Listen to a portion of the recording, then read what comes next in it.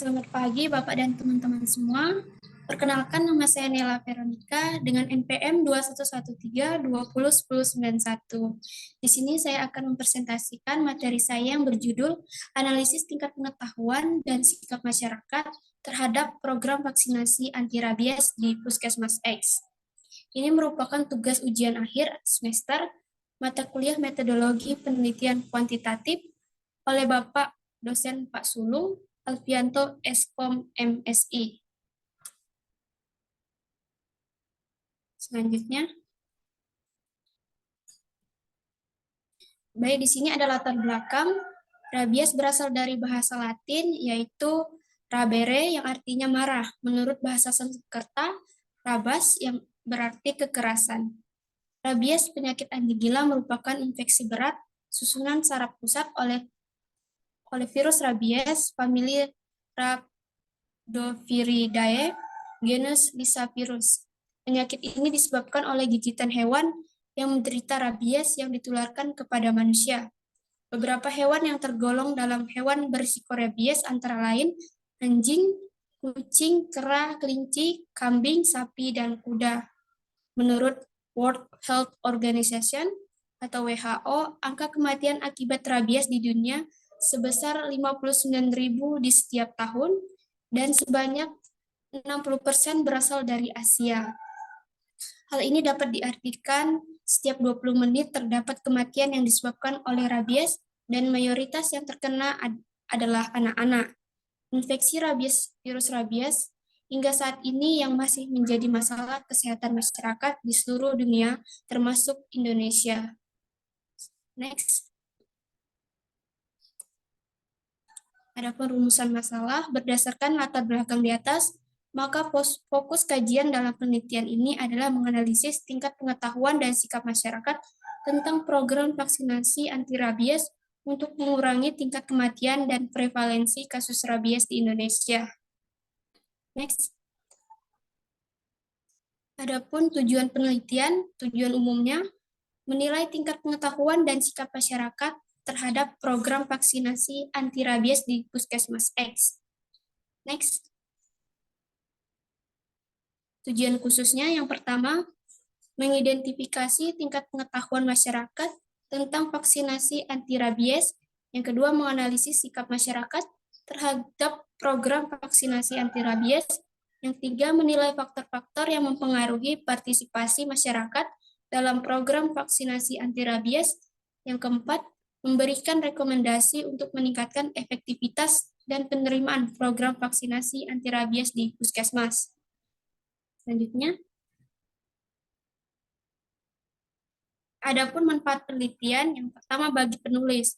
Bagi penulis merupakan pengalaman langsung yang dapat menambah wawasan dan pengetahuan tentang evaluasi sistem pelaksanaan program vaksinasi anti rabies di Puskesmas X.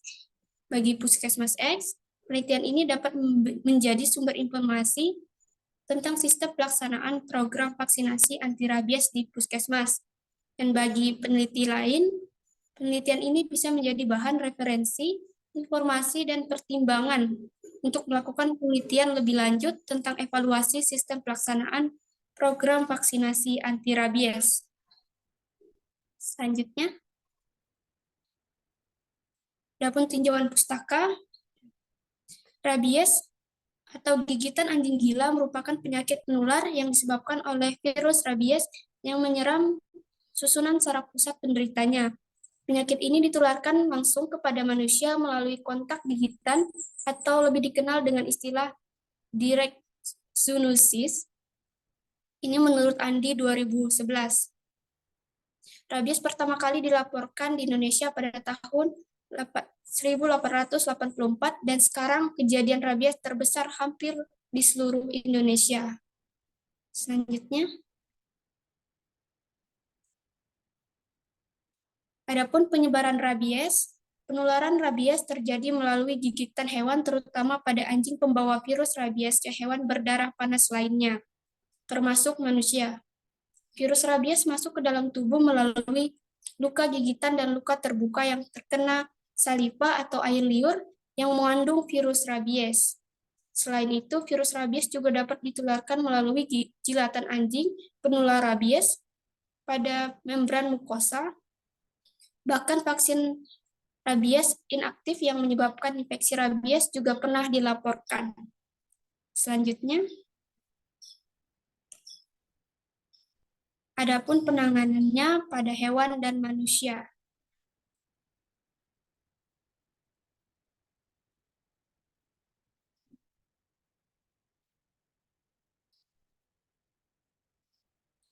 Jadi pada hewan, vaksinasi terhadap anjing jalanan atau stray dog secara teknis sangat sulit dilakukan, sehingga cakupan coverage vaksin tidak mencapai harapan.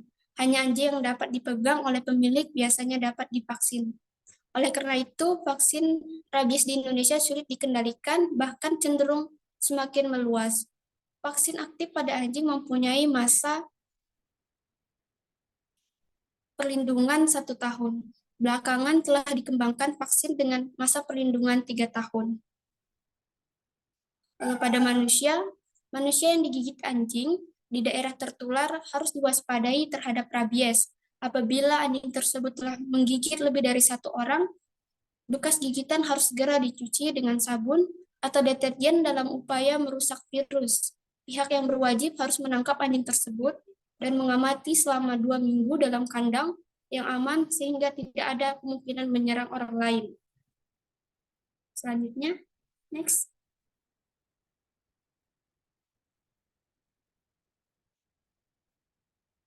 Balik lagi, Bang Serap.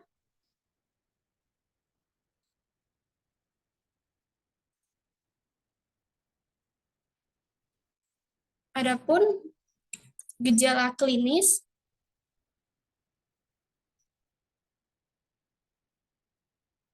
pada hewan dan manusia, yaitu pada hewan yang pertama ada fase prodromal. Jadi hewan mencari tempat yang dingin seperti kamar mandi di bawah pohon yang mendiri, tetapi hewan biasa lebih agresif dan nervous. Refleks kornea berkurang atau hilang, pupil yang meluas, kornea menjadi kering. Tonus urat daging bertambah sehingga menyebabkan hewan tampak kaku atau sikap yang siaga. Pada fase kedua yaitu fase eksitasi. Pada fase ini hewan akan menyerang apa saja yang ada di sekitarnya, memakan barang-barang yang aneh seperti kayu, kawat, rambut, dan lainnya. Mata menjadi keruh dan selalu terbuka, gerakan tidak terkoordinasi dan mengalami kejang-kejang. Dan pada fase ketiga yaitu fase paralisis, mata lebih terbuka, semua refleks hilang, kejang-kejang, dan pada akhirnya hewan mengalami kematian. Gejala klinis pada manusia, yaitu yang pertama ada stadium prodromal, yaitu gejala awal berupa demam, mual, dan rasa nyeri di tenggorokan selama beberapa hari. Yang kedua, stadium sensoris. Pada tahap sensoris, penderita merasa nyeri, rasa panas, dan kesemutan di daerah yang pernah digigit oleh anjing penular rabies disertai dengan kesemutan pada tempat bekas luka yang kemudian disusul dengan gejala cemas dan reaksi yang berlebihan terhadap rangsangan sensoris. Yang ketiga, stadium eksitasi. Tonus atau otot-otot dan aktivitas simpatis menjadi meninggi dengan gejala hiperhidrosis, keringat berlebihan, hipersalivasi, hiperlakrimasi, dan dilatasi pupil. Dan fase yang keempat yaitu stadium paralisis. Sebagian besar penderita rabies meninggal dalam kondisi eksitasi. Terkadang ditemukan kasus tanpa gejala eksitasi, melainkan paralisis atau kelumpuhan otot-otot yang bersifat progresif. Selanjutnya,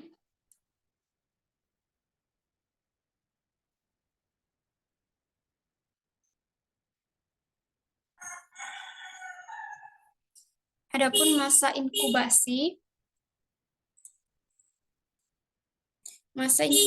virus rabies sangat bervariasi tergantung pada anjing, kurang lebih 2 minggu, namun dapat pula mulai dari 10 hari hingga 8 minggu.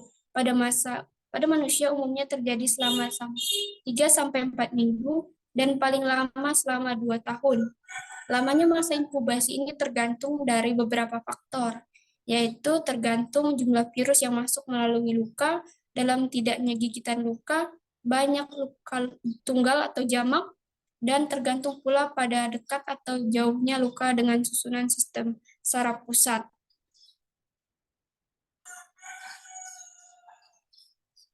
Selanjutnya, vaksinasi anti rabies.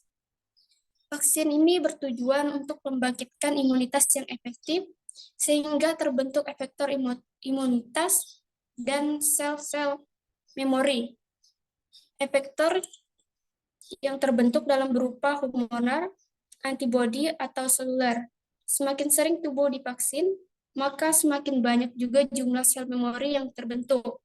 Jangka waktu yang perlindungan yang diberikan oleh vaksinasi tergantung pada beberapa hal, misalnya mikroba yang masih hidup.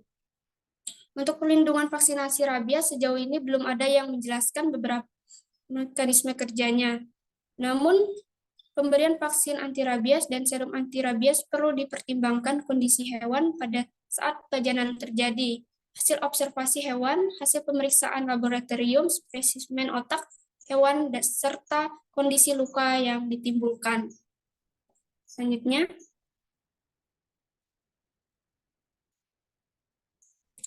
adapun kerangka konsep, jadi tingkat pengetahuan masyarakat tentang program vaksinasi anti rabies itu dipengaruhi oleh faktor-faktor pengetahuan seperti pendidikan, informasi, sosial budaya, ekonomi, lingkungan, pengalaman, dan usia.